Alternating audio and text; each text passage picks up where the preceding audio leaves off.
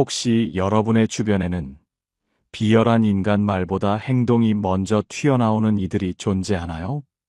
우리는 종종 자신의 이득을 위해 타인을 속이고 이용하며 불공정한 방식으로 이득을 취하려는 사람들을 마주하곤 합니다. 이러한 비열한 행동은 개인적인 욕망이 윤리적 기준을 저버릴 때 발생하며, 그 심리를 깊이 이해하는 것은 복잡한 인간관계와 사회생활을 헤쳐나가는데 필수적인 지혜를 선사합니다. 마치 깊은 숲속에서 길을 잃지 않기 위해 지도를 읽는 것과 같이 말입니다. 비열함의 본질을 파악함으로써 우리는 스스로를 보호하고 나아가 더 성숙한 사회를 만들어갈 수 있는 작은 씨앗을 심을 수 있습니다. 비열한 행동은 단순히 눈에 보이는 행위를 넘어 그 사람의 내면에 깊이 뿌리 박힌 심리적 특성에서 비롯됩니다. 이는 마치 보이지 않는 뿌리가 거대한 나무의 형태를 결정하듯 그 사람의 인격과 행동 양식을 형성하는 근원적인 힘이 됩니다. 이러한 비열함의 근원을 탐색하고 그것이 어떻게 발현되는지 이해하는 것은 우리가 타인의 행동을 해석하고 적절히 대응하는데 중요한 나침반 역할을 할 것입니다. 비열한 사람의 행동에는 몇 가지 공통된 특징이 뚜렷하게 나타납니다. 첫째, 그들은 지독한 이기심으로 무장하고 있습니다. 자신의 이익을 최우선으로 여기며 타인의 고통이나 불이익에는 놀랍도록 무감각한 모습을 보입니다. 마치 자신만이 존재하는 세상에서 홀로 살아가는 것처럼 주변의 모든 것을 자신의 목적 달성을 위한 도구로만 인식하는 경향이 있습니다. 둘째, 기만성은 비열한 자들의 가장 강력한 무기입니다. 거짓말, 속임수, 과장된 표현 등을 능숙하게 사용하여 타인을 속이려 듭니다. 그들의 말은 종종 꿀처럼 달콤하게 들리지만 그 속에는 독이 숨겨져 있습니다. 마치 아름다운 꽃처럼 보이지만 독이 있는 식물과 같습니다. 셋째, 그들은 불공정한 방법을 서슴지 않습니다. 규칙을 어기거나 교묘하게 법망을 피해 자신의 이득을 취하려 합니다. 공정한 경쟁보다는 편법과 술수를 통해 목표를 달성하려 하는 모습은 그들의 윤리의식이 얼마나 희박한지를 여실히 보여줍니다. 넷째, 비열한 자들은 자신의 행동에 대한 책임을 회피하고 남에게 책임을 전가하는 데 익숙합니다.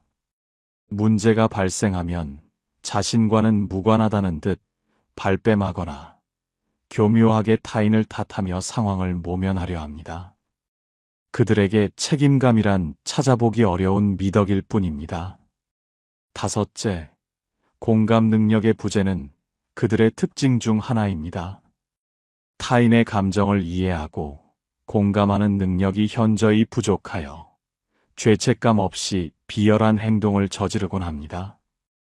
이는 마치 거울이 비추는 상을 인식하지 못하는 것처럼 타인의 고통을 자신의 문제로 받아들이지 못하는 심리적 장벽 때문입니다. 여섯째, 타인을 조종하려 드는 경향이 강합니다. 자신의 목적을 달성하기 위해 주변 사람들의 심리를 교묘하게 이용하고 통제하려 합니다. 마치 보이지 않는 끈으로 사람들을 묶어 자신의 의도대로 움직이게 하는 꼭두각시 조종사와 같습니다. 마지막으로 가스라이팅은 비열한 행동의 극단적인 형태로 나타납니다. 상대방의 심리적인 부분을 교묘하게 조작하여 현실감과 판단력을 잃게 만드는 언어 폭력의 한 형태입니다. 이는 정서적 학대의 일종으로 장기적으로 피해자의 삶을 파괴할 수 있는 매우 위험한 행위입니다. 비열한 행동은 뿌리 깊은 심리적 요인에서 기인합니다. 첫째, 나르시시즘은 비열한 행동의 주요 원인 중 하나입니다. 지나친 자기애는 타인을 착취하고 무시하는 경향으로 이어집니다. 자신의 우월함을 과시하고 타인의 존재를 하찮게 여기는 그들의 시선은 모든 관계를 파괴합니다. 둘째, 반사회성 성격 장애를 가진 사람들은 사회적 규범을 무시하고 타인의 권리를 침해하는 행동을 반복합니다. 사이코패스적인 성향과도 연관될 수 있는 이들은 죄책감이나 후회 없이 자신의 행동을 합리화합니다. 셋째, 도덕성 결여는 비열한 자들의 내면에 깊이 자리 잡고 있습니다. 옳고 그름에 대한 판단 능력이 부족하거나 도덕적 가치관이 결여되어 있어 자신의 행동이 타인에게 미칠 악영향을 고려하지 않습니다. 넷째, 불안감은 비열한 행동을 유발하는 숨겨진 원인이 될 수 있습니다. 자신의 능력 부족이나 실패에 대한 불안감 때문에 비열한 행동을 통해 자신을 보호하려 합니다. 마치 약한 동물이 자신을 지키기 위해 독을 품듯 자신의 취약함을 감추기 위해 비열한 가면을 쓰는 것입니다. 다섯째, 열등감은 비열한 행동으로 이어질 수 있는 또 다른 심리입니다. 타인에 대한 질투심과 열등감 때문에 비열한 행동을 통해 일시적인 우월감을 느끼려 합니다.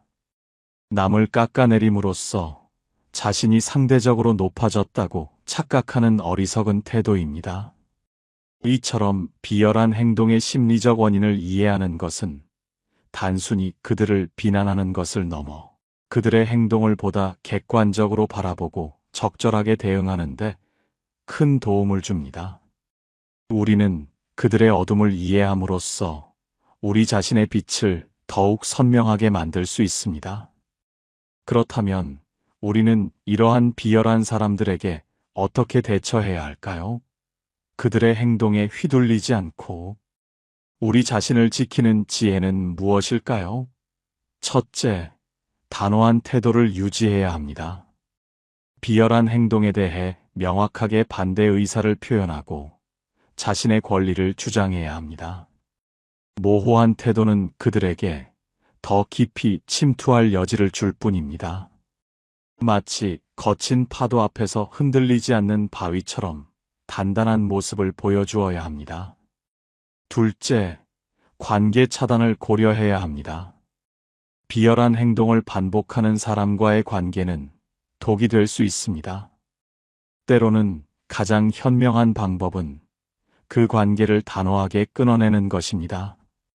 모든 상처를 치유할 수 있는 유일한 약은 없듯 모든 관계를 유지해야 할 필요는 없습니다. 셋째, 감정적 거리두기가 중요합니다. 상대방의 행동에 감정적으로 휘둘리지 않도록 노력해야 합니다.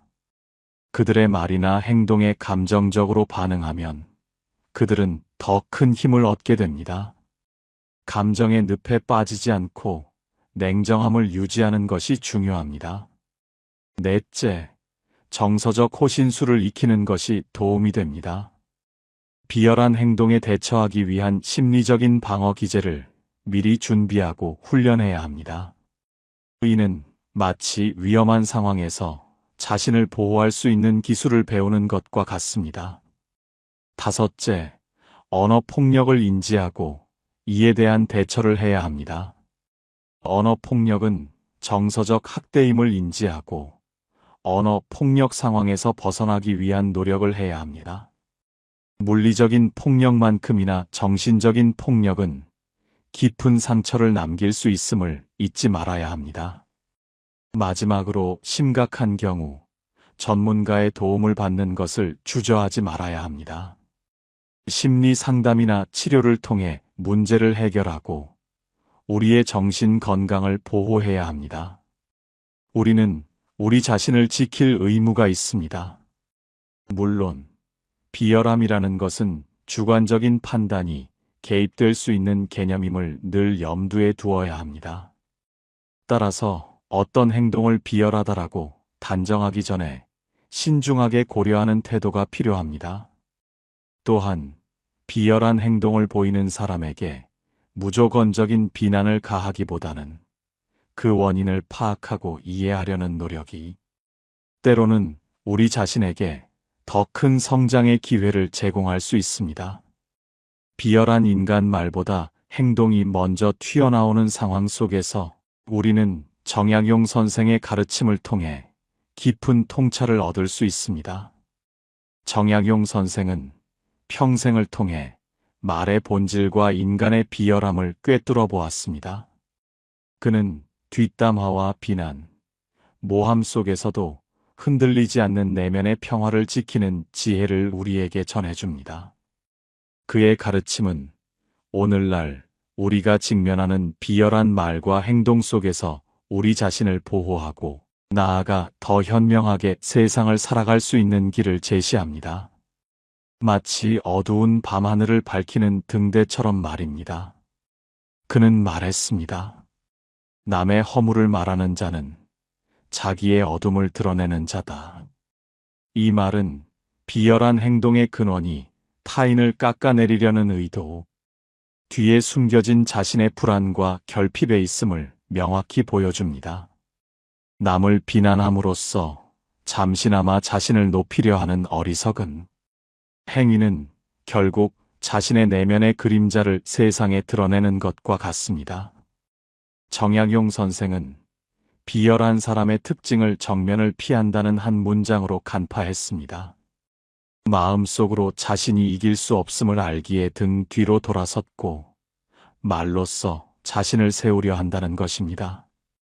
이는 비열한 행동이 결코 강함의 표현이 아니라 오히려 깊은 불안과 나약함에서 비롯된다는 점을 상기시켜 줍니다. 이러한 사람들을 정약용 선생은 멀리하면서도 미워하지 않았습니다. 그는 비난은 바람과 같으니 맞서려 하면 흩어지지 않고 그냥 두면 사라진다고 했습니다. 이 지혜는 우리에게 비열한 말에 대한 가장 효과적인 대처법을 알려줍니다. 억울함에 맞서 싸우려 할수록 그 말의 늪에 더 깊이 빠져들 뿐입니다. 진실은 언제나 말보다 행동에서 드러나기 때문입니다. 사람의 말은 순간적인 바람에 불과하지만 그 사람의 삶은 평생의 증거가 됩니다. 말로는 속일 수 있어도 살아가는 방식으로는 자신을 감출 수 없는 것이죠. 정약용 선생은 비난의 상황을 오히려 자신을 단련하는 기회로 삼았습니다. 비난은 나의 거울이 되니 나를 더 닦게 한다고 말하며 분노하기보다는 그 말을 통해 자신의 마음을 시험했습니다. 내가 이 말에 흔들리는 이유는 무엇인가? 정말로 나는 떳떳한가? 이 물음이 바로 성찰의 시작이었던 것입니다. 오늘날 우리도 마찬가지입니다. 누군가의 험담이 귀에 들려올 때 그 말보다 먼저 돌아봐야 할 것은 내 마음입니다. 그 말에 휘둘리는 이유는 아직 내 마음의 자리가 단단하지 않기 때문일 수 있습니다. 정약용 선생은 세상을 탓하지 않았습니다. 그는 스스로에게 사람의 말은 바다와 같아 잠기면 헤매고 떠오르면 길이 보인다고 다짐했습니다. 우리가 비열한 말의 늪에 잠기지 않으려면 그 말을 이해하려 애쓰기보다 그저 가볍게 떠올라야 합니다. 그럴 때 비로소 비열한 사람의 말은 우리를 흔들 수 없게 됩니다. 정약용 선생은 사람의 악함을 탓하기 전에 그 악함의 뿌리를 보았습니다. 남을 헐뜯는 자는 스스로를 높이려는 자다라는 그의 짧은 문장 안에 뒷담화의 모든 심리가 숨겨져 있습니다. 사람은 누구나 비교 속에 살아가며 누군가 잘 되면 자신의 부족함이 드러나고 누군가 빛나면 자신의 그림자가 짙어지는 것을 느낍니다. 그때 사람은 두 갈래 길 중 하나를 택합니다. 하나는 그 빛을 본받는 길이고 다른 하나는 그 빛을 꺼뜨리는 길입니다. 비열한 사람은 두 번째 길을 택합니다. 남의 빛을 꺼뜨려야 자신이 조금이라도 덜 초라해지기 때문입니다. 정약용 선생은 그런 사람을 속 좁은 자라 부르지 않았습니다. 그는 더 깊이 들어가 그 마음에는 인정받지 못한 서러움이 쌓여 있다고 말했습니다. 즉, 뒷담화는 단순한 악의가 아니라 인정받고 싶은 욕망의 뒤틀린 형태라는 것입니다. 칭찬받지 못하고 존중받지 못하며 자신의 존재가 미미하게 느껴질 때 그 마음은 다른 사람의 약점을 통해 잠시나마 안도하려 합니다. 저 사람도 완벽하지 않다. 그도 나보다 나을 게 없다. 이러한 생각이 마음속에서 자라며 혀끝으로 스며 나옵니다. 그것이 뒷담화의 실체인 것입니다. 정약용 선생은 사람의 그 어두운 본성을 꾸짖지 않았습니다. 그는 마음이 좁은 자는 어둠을 품은 자여, 어둠을 빛으로 바꾸는 건 깨달음이다라고 썼습니다. 즉, 그 비열함을 악으로만 보면 우리는 분노하게 되지만 그것을 어둠의 신호로 보면 우리는 그 사람을 이해하게 됩니다. 물론 이해가 용서는 아닙니다. 그러나 이해가 시작될 때 우리의 마음이 덜 상처받는다는 것입니다. 비열한 사람은 자신의 불안에서 도망치기 위해 남을 깎습니다. 그의 말에는 항상 비교가 있고 그 비교의 밑에는 불안이 있습니다. 정약용 선생은 그 불안을 꿰뚫어 보았습니다. 그는 불안은 교만의 씨앗이라고 했습니다. 자신이 불안하니 교만해지고 교만해지니 결국 말로 남을 상하게 한다는 뜻이지요. 이 말은 오늘 우리에게도 그대로 통합니다. 우리가 남의 말을 헐뜯는 순간 사실은 그 사람보다 자신의 결핍과 싸우고 있는 것입니다. 그래서 정약용 선생은 제자들에게 이런 가르침을 남겼습니다. 남의 허물을 보거든 그 허물 속에 내 그림자를 보라. 누군가를 욕하고 싶을 때 그 마음 속에는 반드시 내가 되고 싶었던 어떤 모습이 숨어 있습니다. 뒷담화를 하는 사람은 결국 자기 마음의 감옥에 갇혀 있는 사람입니다. 그 감옥의 이름은 비교이고 그 문을 잠그는 열쇠는 질투입니다. 정약용 선생은 그런 마음을 스스로 만든 연기라고 했습니다. 남을 탓할수록 그 연기가 더 짙어져 끝내는 스스로를 보지 못한다는 것입니다. 결국 뒷담화를 하는 사람은 타인을 공격하지만 그 말이 돌아올 때 가장 큰 상처를 받는 건 자기 자신입니다. 왜냐하면 말은 돌고 그 말의 그림자는 언제나 그 사람을 따라다니기 때문입니다. 정약용 선생은 말했습니다. 혀는 작으나 한번 휘두르면 칼보다 깊다. 그러므로 그는 남의 말을 멀리하라 가르쳤고 말의 경계를 마음속에 세우라 당부했습니다. 이것이 바로 비열한 말을 하는 사람의 본 모습과 그들로부터 마음을 지키는 첫걸음입니다. 정약용 선생은 평생을 글로 살았지만 무엇보다 말을 두려워한 사람이었습니다. 그는 말의 힘이 얼마나 사람을 세우고 또 얼마나 쉽게 무너뜨리는지를 몸소 겪은 인물이었죠. 그는 이렇게 말했습니다. 한마디의 말이 나라를 어지럽히고 한마디의 말이 사람을 살린다. 그가 벼슬에서 쫓겨났을 때도 그를 공격한 건 칼이 아니라 말이었습니다. 비방, 모함, 험담, 그 모든 말들이 한 사람의 생을 흔들었지만 정약용 선생은 끝내 그 말들에 복수하지 않았습니다. 대신 그는 묵묵히 글을 썼습니다. 그 침묵이 오히려 더 큰 대답이 되었지요. 그가 깨달은 건 이것이었습니다. 말은 그 사람의 품격이요. 침묵은 그 사람의 깊이라는 것. 정약용 선생은 목민심서에서 이렇게 썼습니다. 말은 마음의 소리다.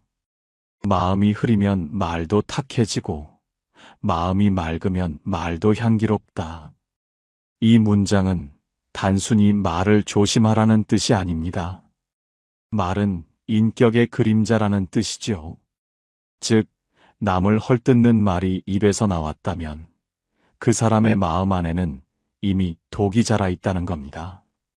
우리는 흔히 말 한마디쯤이야 하며 넘기지만 정약용 선생은 말이 인생의 씨앗이라 여겼습니다. 그 씨앗이 악하면 악이 자라고 그 씨앗이 선하면 선이 피어난다고 했습니다. 그는 제자들에게 이런 가르침을 주었습니다. 말은 되돌릴 수 없으니 혀를 열기 전 한번 마음을 살피라. 그는 말을 하기 전 반드시 세 가지를 생각하라 했습니다. 첫째, 이 말이 진실인가? 둘째, 이 말이 필요한가? 셋째, 이 말이 상대를 살릴 수 있는가? 이 세 가지 중 하나라도 아니면 그 말은 삼가야 한다고 했습니다. 그것이 곧 말의 도리입니다. 오늘날 우리는 말을 너무 쉽게 흘립니다. 단어 몇 개로 평가하고 소문 하나로 사람을 재단합니다. 그러다 보면 언젠가 그 말의 화살이 자신을 향해 돌아오지요. 정약용 선생은 말했습니다. 남의 말을 헐뜯는 자는 결국 자신이 헐뜯긴다. 그것은 인연의 법칙이 아니라 인간 사회의 자연스러운 반작용입니다. 그렇다면 우리는 어떻게 해야 할까요? 비열한 말을 듣고도 침묵으로 버틸 수 있는 힘, 그건 결코 약함이 아닙니다. 그건 말의 무게를 아는 사람만이 가질 수 있는 용기입니다. 정약용 선생은 그 용기를 인리의 말이라 불렀습니다. 그는 남의 허물을 듣거든 그 자리를 떠나라. 그 허물이 내 마음에 스며든다라고 했습니다. 즉, 뒷담화를 들었다면 그 자리를 피하는 것이 도리라는 뜻입니다. 그 자리를 피하는 건 비겁함이 아니라 자기 마음을 지키는 행위입니다. 그는 자신에게도 그 법을 적용했습니다. 비방이 들려올 때마다 그는 한 구절의 시를 읊었지요. 흙탕물은 가만히 두면 맑아지고 사람의 말도 흘리면 사라진다. 그는 사람의 말을 바로잡으려 들지 않았습니다. 대신 그 말이 머물지 않도록 흘려보냈습니다. 그 흘려보냄이 곧 마음의 위엄이었습니다. 그에게 말은 무기가 아니라 수양의 도구였습니다. 입은 다툼의 문이 아니라 자신을 비추는 거울이었지요. 그래서 그는 제자들에게 이렇게 말했습니다. 많이 아는 자보다 말을 아낄 줄 아는 자가 지혜롭다. 비열한 사람의 말은 잠시 주변을 시끄럽게 만들 뿐입니다. 하지만 그 소리가 지나간 뒤에 남는 건 그 사람의 빈 마음뿐이지요. 반면 말에 도리를 아는 사람은 조용히 신뢰를 쌓습니다. 그의 말 한마디는 오래 남고 그의 침묵은 사람들의 마음을 편안하게 합니다. 그것이 정약용 선생이 말한 말의 품격이며 비열한 말에 대응하는 가장 고귀한 방식이었습니다. 비열한 말은 꼭 멀리서 들려오지 않습니다. 가장 가까운 곳에서 시작됩니다. 직장에서는 농담처럼 던진 말이 누군가의 평판을 바꾸고, 가족 안에서는 걱정이라며 내뱉은 말이 누군가의 마음을 다칩니다. 친구 사이에서는 그냥 그렇다더라로 시작된 소문이 10년의 신뢰를 무너뜨리기도 합니다. 정약용 선생은 이런 인간사의 복잡함을 이미 꿰뚫고 있었습니다. 그는 말했습니다. 바람의 혀는 작지만 그 움직임은 세상을 흔든다.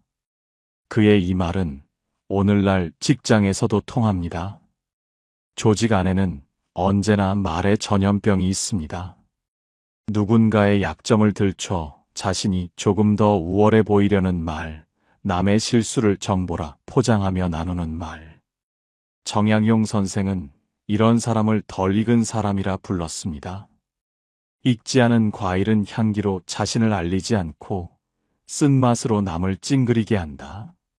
아직 성숙하지 못한 사람일수록 자신의 존재를 드러내기 위해 남의 이름을 이용합니다.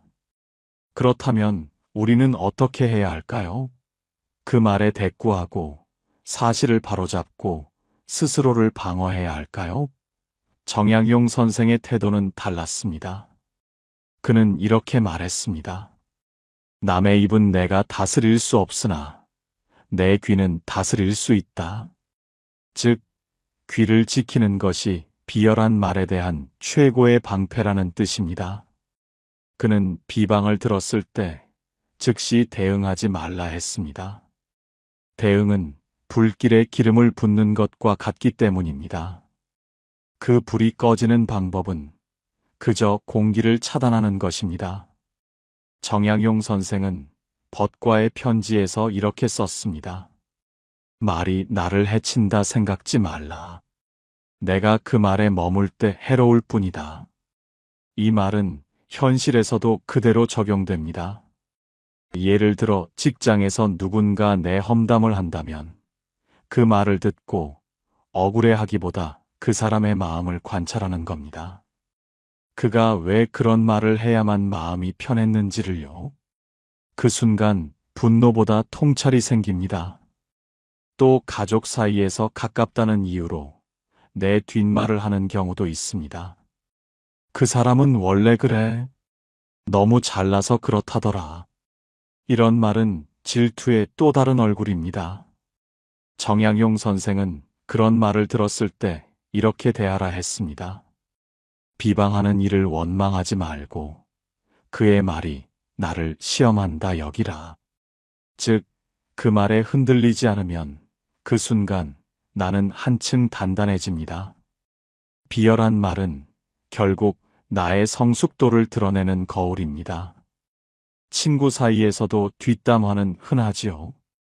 특히 나를 믿는 줄 알았던 친구의 말이 남의 입을 통해 들릴 때 그 배신감은 이루 말할 수 없습니다. 정약용 선생도 그 아픔을 겪었습니다. 벗의 모함으로 관직에서 물러났던 그는 분노 대신 이런 글을 남겼습니다. 벗이 나를 배반하니 그제야 내가 진짜 벗의 의미를 안다. 그는 배신 속에서 관계를 다시 정의했습니다. 함께 웃는 사람이 아니라 침묵 속에서도 나를 지켜주는 사람. 그가 진짜 벗이라는 걸 깨달은 것이죠. 그 이후로 그는 사람을 쉽게 판단하지 않았습니다. 누가 내 말을 전하고 누가 내 마음을 지키는지 시간이 알려주리라 믿었습니다. 정약용 선생의 대처는 단 한마디로 정리됩니다. 말로 싸우지 말고 품격으로 이겨라. 그는 입으로 복수하지 않았습니다. 대신 더 성실히 일했고, 더 맑게 글을 썼고, 더 조용히 사람을 대해 그 결과 비열한 말은 그의 삶을 흔들지 못했습니다.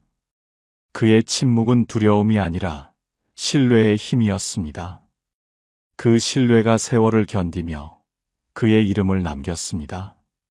정약용 선생은 평생을 험담 속에 살았습니다. 그의 사상은 당시로선 너무 앞서 있었고 그의 재능은 시기받기에 충분했지요. 누군가는 그를 모함했고 누군가는 그의 말을 왜곡했습니다. 심지어 가까운 사람들조차 그의 이름을 정치적 이익에 이용하기도 했습니다. 그럼에도 그는 이렇게 말했습니다. 그대들이 나를 말로 묶어도 내 마음은 그대의 손에 있지 않다. 이 한 문장은 정약용 선생이 세상을 이긴 방식이었습니다. 그는 외부의 평가보다 자기 마음의 고요를 더 귀하게 여겼습니다. 그가 지닌 내면의 위엄은 바로 이겁니다. 남의 말에 흔들리지 않는 마음의 중심. 그 중심이 있을 때 비열한 말은 스쳐갈 뿐 머물지 않습니다. 정약용 선생은 사람의 평판이란 결국 흐르는 구름 같다고 했습니다. 하늘의 구름이 지나간다고 하늘이 더러워지지 않는다. 그는 구름이 아니라 그 너머의 푸름을 보았습니다. 우리는 종종 누가 나를 어떻게 말하는가에 너무 많은 힘을 줍니다. 그러다 보면 내 존재의 방향이 남의 입에 맡겨지게 됩니다. 정약용 선생은 그 길을 단호히 거부했습니다. 그는 이렇게 말했습니다. 남이 나를 욕하는 것은 그가 나를 보고 있다는 증거다. 그는 그 비난조차 자신의 존재를 드러내는 신호로 받아들였습니다. 그러니 분노할 이유가 없었지요. 그의 철학은 말해지지 않는 마음이었습니다. 그는 남이 나를 판단해도 내가 내 삶을 바르게 살고 있다면 그것으로 충분하다고 믿었습니다. 그는 이렇게 썼습니다. 사람의 말은 들리고 사라지지만 진실은 눈으로 남는다. 즉, 말은 일시적이지만 삶은 영속적이라는 뜻입니다. 말이 한순간 내 평판을 흔들어도 삶의 진실은 결국 드러납니다. 이건 단순한 위로가 아닙니다. 실제로 그는 그 철학으로 자신의 억울함을 견뎌냈습니다. 유배지에서 18년, 그 긴 세월 동안 그는 누구도 원망하지 않았습니다. 대신 자신을 갈고 닦았습니다. 그 결과 그를 헐뜯던 이들은 사라졌지만 그의 이름은 남았습니다. 그는 자신을 비방하던 사람들에 대해 이렇게 회고했습니다. 그들의 말은 바람처럼 스쳤으나 그 바람 덕에 내 뿌리는 더 깊어졌다. 이 문장은 비열한 말을 견디는 철학의 완성입니다. 남의 말이 나를 무너뜨리게 하지 말고 그 말로 내 뿌리를 더 깊이 박으라는 뜻입니다. 우리의 삶도 마찬가지입니다. 누군가 나를 흉보면 그 말에 휘둘리지 말고 오히려 내가 어떤 사람이 되어야 하는가를 묻는 겁니다. 그게 바로 내면의 위엄입니다. 그 위엄은 분노가 아니라 침착함에서 나옵니다. 정약용 선생은 분노를 지혜로 바꾸는 법을 알았습니다. 그는 제자들에게 이렇게 말했습니다. 분노는 외부의 불이요. 지혜는 내부의 등불이다. 불에 맞불을 놓으면 세상은 더 타지만 내 안에 등불을 켜면 어둠이 물러납니다. 그는 스스로 그 등불이 되었습니다. 그를 무너뜨리려 했던 수많은 말들이 결국 그의 생애를 더욱 빛나게 만들었습니다. 이것이 정약용 선생의 철학이자 비열한 말 앞에서 우리가 배워야 할 태도입니다. 비열한 사람은 타인을 무너뜨려 자신을 세우려 하지만 품격 있는 사람은 자신을 세워 타인을 무너뜨리지 않습니다. 오늘날 우리는 그 어느 때보다 말이 많습니다. 누구나 말할 수 있고 누구나 남의 말을 쉽게 전합니다. 그만큼 상처도 빨라졌습니다. 칭찬은 하루면 잊히고 비방은 몇 해를 갑니다. 그 속에서 마음이 다친 이들이 많습니다. 하지만 정약용 선생은 이미 200년 전에 그 해답을 내어놓았습니다. 말은 바람이다. 그러나 바람에도 흔들리지 않는 나무가 있더라. 그가 말한 나무는 무심한 둔감함이 아닙니다. 그건 자기 뿌리를 아는 사람의 고요함입니다. 비열한 말 앞에서 우리가 해야 할 일은 단 하나, 흔들리지 않는 겁니다. 그 흔들림 없는 태도가 결국 진실을 드러냅니다. 정약용 선생은 삶으로 증명했습니다. 수많은 모함과 비방 속에서도 그는 단 한 번도 자신을 변명하지 않았습니다. 그 대신 더 깊이 배우고 더 진실하게 행동했습니다. 그의 마음에는 이런 믿음이 있었습니다. 말은 사람을 속일 수 있으나 시간은 결코 속지 않는다. 그래서 그는 세월에게 맡겼습니다. 말로 자신을 지키려 하지 않고 행동으로 진실을 드러내는 삶을 택했습니다. 비열한 인간 말보다 행동이 먼저 튀어나오는 이 세상을 살아가는 우리에게 정약용 선생의 이러한 지혜는 시대를 초월한 큰 울림을 선사합니다. 말의 홍수 속에서 침묵의 가치를, 비난 속에서 성찰의 지혜를, 그리고 불공정함 속에서 단호한 품격을 지키는 법을 그는 우리에게 가르쳐 주었습니다. 우리 모두 정양용 선생의 가르침을 따라 말에 흔들리지 않는 굳건한 마음으로 이 세상을 당당히 살아나가기를 바랍니다.